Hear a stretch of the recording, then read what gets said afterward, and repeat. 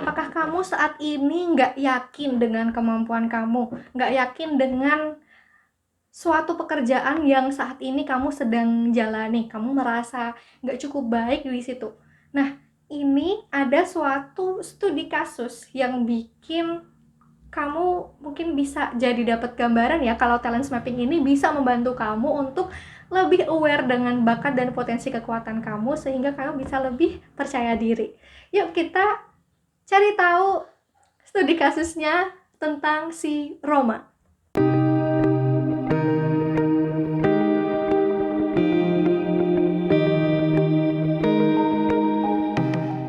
Cukup panggil namanya Roma. Dia ini adalah pribadi yang alim, tenang, hidupnya teratur, damai. Dia cermat mengurus dirinya, terus juga uh, mengurus apapun yang menjadi tanggung jawabnya. Dia ini sangat bisa diandalkan dalam ketekunannya. Lalu juga jika diamanahi untuk mengurus suatu proyek secara mandiri, dia mampu menghadirkan gagasan dan juga strategi untuk memastikan amanah ini tuntas terlaksana. Nah, pertanyaannya nih, gimana jika suatu hari nanti dia ini mendapat suatu tugas kepemimpinan yang lebih besar? Apalagi kalau harus memimpin dan menggerakkan sebuah organisasi berisi puluhan orang atau bahkan lebih dari 100 orang gitu ya. Apakah Roma ini akan mampu memimpin? Apakah bakat yang dia punya ini cukup untuk mendukungnya menjalankan tugas kepemimpinan? Itu yang saat ini sedang dipikirkan nih oleh Roma. Lagian ya bagaimanapun juga memimpin suatu organisasi kan juga harus memberikan arah tujuan yang jelas ya dan harus menggerakkan semua orang yang ada di dalam organisasi itu. Terus juga harus mampu untuk menghadirkan sistem nih agar keseluruhan komponen di organisasi ini bisa bekerja dengan baik dalam sistem tersebut. Terus juga untuk menjadi pemimpin nggak terhindarkan juga ya harus mengelola konflik yang ada di antara sekian banyak manusia yang terlibat di organisasi itu gitu. Nah, tanpa didukung oleh dorongan alami untuk mempengaruhi, mengatur, dan juga mengendalikan orang lain, apakah ketika ia mendapat kesempatan itu, ia mampu menjalankan amanah tersebut? Emang sih Roma ini mampu menuntaskan tugas dan mencapai target, tapi ya tanpa visi, tanpa determinasi, tanpa ambisi, lalu tanpa kemampuan untuk mengendalikan orang lain, memberikan kejelasan, gimana bisa untuk menggerakkan orang yang dipimpinnya untuk mencapai target-target di organisasi. Nah, makanya dia pengen tahu nih gimana cara-cara yang efektif untuk Roma bisa memanfaatkan kekuatannya dan menyiasati keterbatasannya sehingga ketika dia mendapat tugas kepemimpinan itu dia siap. Kita mulai dengan urutan bakat dari Roma, yang mana ini kita akan bahas 7 bakat teratas terlebih dahulu ya. Yang pertama ada communication. Jadi Roma ini adalah pribadi yang senang bicara, ngobrol, pandai berinteraksi dengan orang lain, mampu juga memilih kata, memilih momen, memilih cara yang tepat dalam menyampaikan suatu maksud. Lalu bakat terkuat kedua ada disiplin, yang mana Roma ini adalah pribadi yang teratur, rapi, terus juga rapi dalam mengatur waktu, mengatur barang ya, memang senang situasi yang terstruktur dan tertata. Lalu juga ada bakat konsistensi, yaitu memang senang melakukan hal yang sama sesuai kebiasaan, patuh mengikuti aturan yang sudah berlaku atau kesepakatan yang sudah ditentukan. Lalu juga ada bakat connectedness, yaitu pribadi yang meyakini segala sesuatu dalam hidup itu berkaitan, ada sesuatu yang lebih besar dari diri, ini terkait dengan spiritualitas. Lalu juga akhirnya tampil sebagai pribadi yang bijak, tidak mudah mengeluh, menerima kehidupan apa adanya, dewasa seperti itu. Lalu juga ada bakat fokus, yaitu pribadi yang mampu menentukan arah, menjalaninya, lalu mencegah itu untuk out of track. Jadi ketika misalnya bergeser targetnya, ini Roma ini bisa mengembalikan itu, memetakan prioritas kembali agar tetap stay on track. Lalu juga ada bakat deliberatif nih, yaitu Roma ini teliti, hati-hati mengambil keputusan, terbayang risiko-risiko apa yang akan terjadi ketika mengambil suatu keputusan ya, jadi lebih mempertimbangkan. Lalu juga ada bakat developer, tertarik dengan potensi diri, senang membantu orang lain belajar dan berkembang, lalu juga sabar mendampingi orang belajar. Nah, dari 7 bakat kuat ini lalu diikuti dengan bakat-bakat pendukung ya. Nah, kita akan ke bakat yang tidak dominan atau yang bakat lemah yang mungkin tidak muncul ya dalam keseharian, lalu juga perlu diantisipasi bakat-bakat berikut karena lemah ya, agar tidak mengganggu produktivitas. Misalnya bakat competition lemah berarti Roma ini tidak terlalu suka dengan perbandingan, kompetisi dengan orang lain seperti itu. Lalu juga positivity-nya di bawah berarti bisa jadi dianggap sebagai pribadi yang serius. Lalu juga ada bakat komen yang di bawah. Ini mungkin terasanya adalah tidak nyaman dengan suatu konflik, butuh energi besar ketika berhadapan dengan orang lain, mengendalikan orang lain itu butuh energi besar. Lalu juga achiever itu mungkin terasanya ya staminanya terbatas kalau misalnya kesibukannya padat, jadwalnya padat. Lalu bakat activator lemah terasanya adalah tidak ada dorongan untuk langsung bertindak ya ketika ada rencana atau ide atau melihat peluang.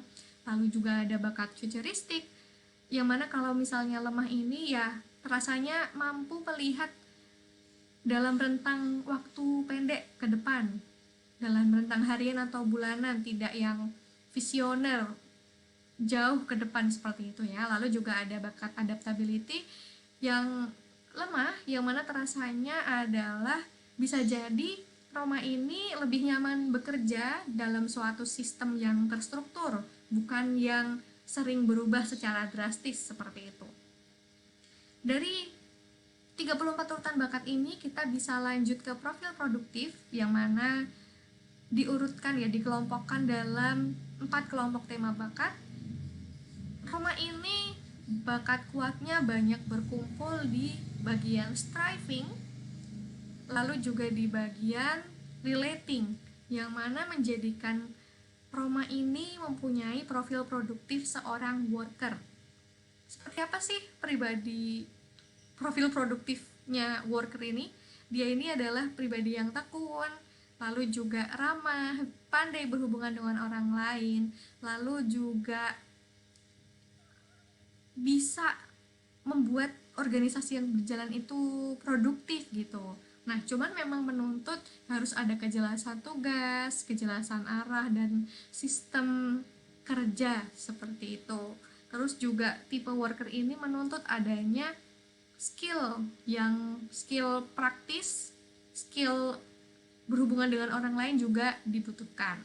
Nah, pertanyaan selanjutnya adalah yang berkaitan dengan cerita Roma ya, akan menjadi leader seperti apa ke depannya ketika suatu hari diamanahi untuk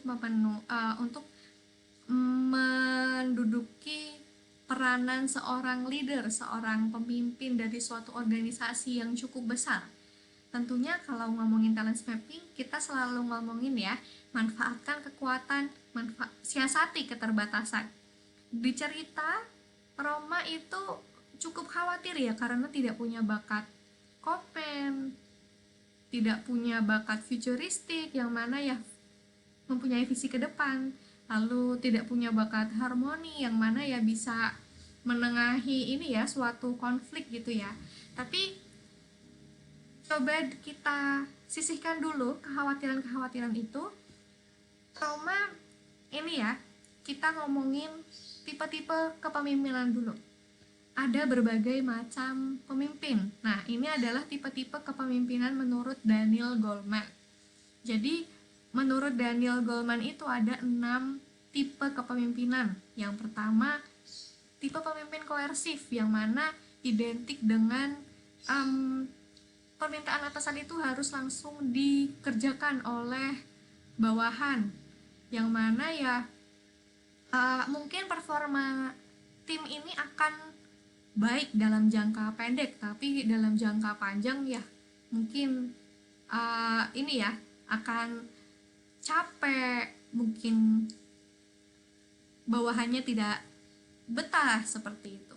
Lalu juga ada tipe pemimpin otoritatif, yang mana adalah tipe pemimpin yang visioner. Lalu juga seringnya ya, yuk sama-sama mencapai tujuan ini gitu ke timnya.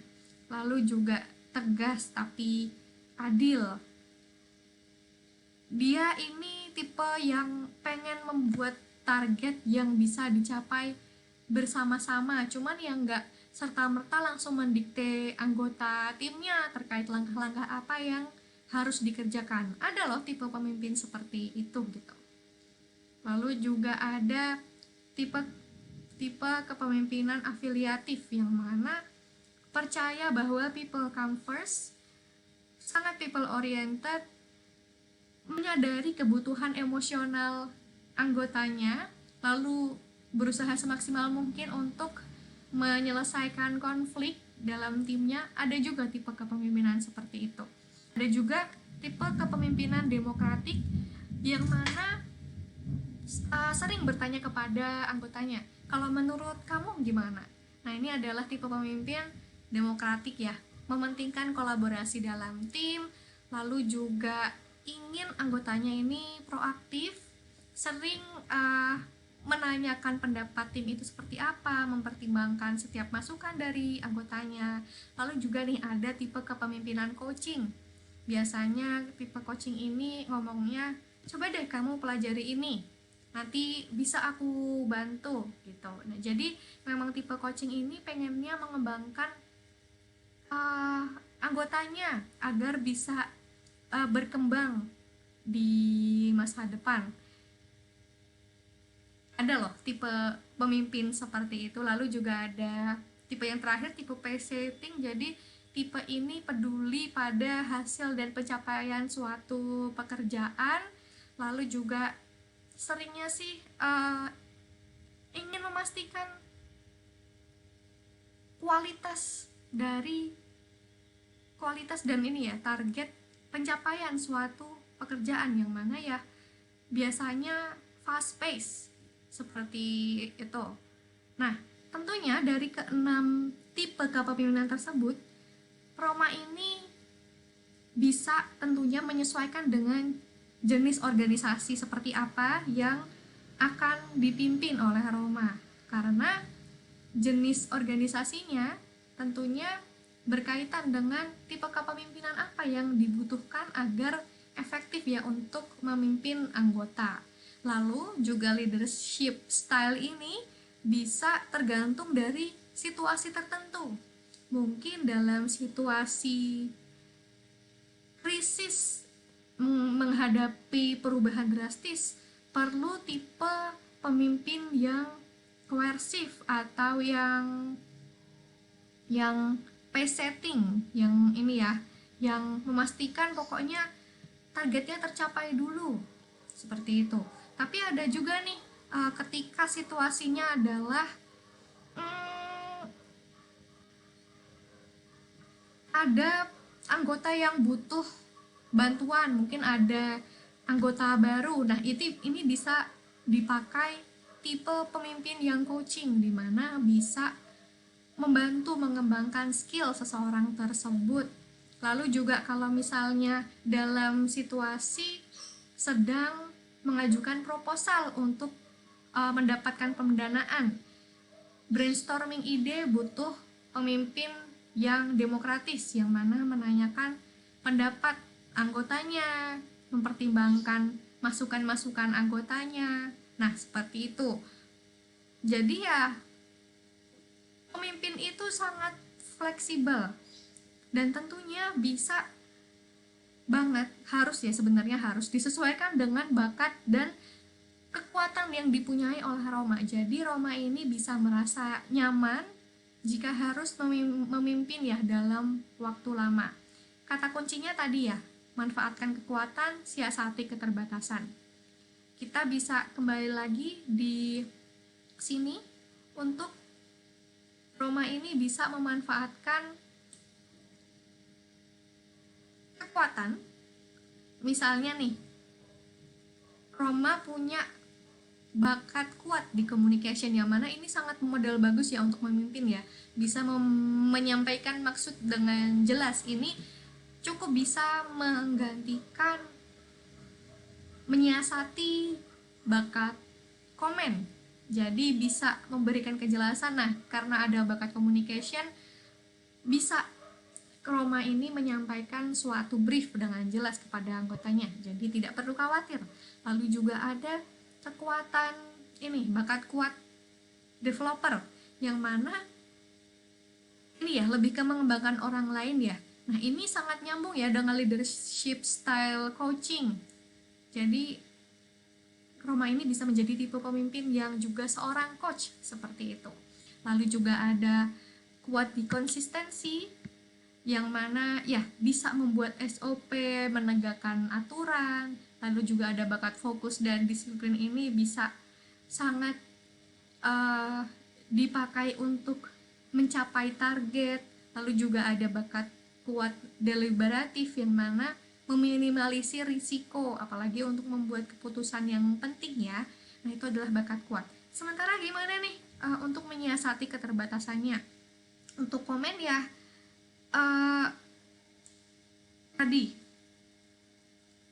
mungkin direncanakan dulu apa yang ingin disampaikan agar bisa membangun kejelasan, lalu disampaikan ya dengan bakat communication. Jadi orang lain ini bisa paham job desk-nya apa yang harus dilakukan. Lalu juga positivity ini juga berwarna hitam, bisa jadi ya dianggap pribadi yang serius. Nah, cuman Roma ini bisa menggunakan bakat relating yang lain, jadi ketika berinteraksi dengan anggotanya bisa terasa nyaman ya, membuat orang lain nyaman juga. Ada bakat relator, ada bakat individualization juga bisa. Terus juga bakat misalnya khawatir terkait bakat harmoni ya, di sini harmoni netral. Bisa jadi Roma ini mencari orang di tim dengan bakat harmoni yang bisa menengahi konflik seperti itu. Terus juga Roma khawatir kalau ya tidak punya visi seperti itu di bagian futuristik yang hitam. Nah, karena fokusnya biasanya hanya dalam waktu pendek ya ke depan ya, berarti untuk menyiasatinya bisa nih untuk misalnya jangka panjang dirundingkan bersama-sama.